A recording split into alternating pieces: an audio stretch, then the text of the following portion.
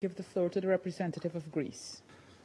Thank you, Madam President. Let me start by thanking the Secretary General for his very important remarks. I also like to thank Under Secretary General Mr. Carlo and Director General Mr. Grossi for the informative and timely briefings.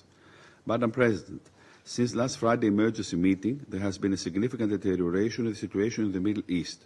Once a dreaded possibility, military escalation is now a reality. In this dangerous moment, allow me to make the following 3 points.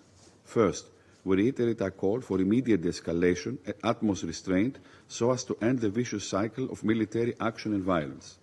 The international community must be urgently engaged in order to provide the necessary security assurances and a sustainable diplomatic endgame so as to avoid a regional or, worse still, a global conflagration. We fully support the Secretary General's appeal to all to avoid any further widening of the conflict, and we stress our commitment to regional security and stability, as well as support to any diplomatic initiative that will lead to a sustainable ceasefire. Second, Greece has repeatedly expressed, and does so again, its strong concern over the Iranian nuclear program. It is imperative to preserve the global non-proliferation regime as enshrined in the NPT, and Iran must comply with its legally binding safeguards obligations and can never be allowed to acquire a nuclear weapon. Third and last, Greece has consistently supported Israel's right to protect itself.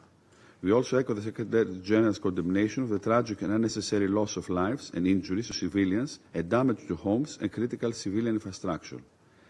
A week into yet another conflict, it's now more important than ever to ensure that civilians do not keep finding themselves in the crossfire, especially given the nuclear aspect of the evolving crisis. We recall the obligation of UN member states to act in accordance with the Charter and international law. We consider of absolute priority the respect of international law and international humanitarian law. It is essential to uphold the UN Charter as regards the use of force, as well as the integrity of the global non-proliferation regime. Madam President, in closing, allow me to reiterate that de-escalation and a full and immediate ceasefire are now urgently needed as a first step towards a sustainable peace. The international community and countries with influence must step in and offer diplomatic way out to both parties.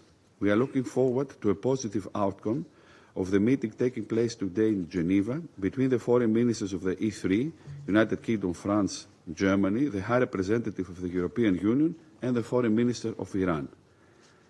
The stakes are simply too high for regional world security, and failure is not an option. I thank you. I thank the representative of Greece.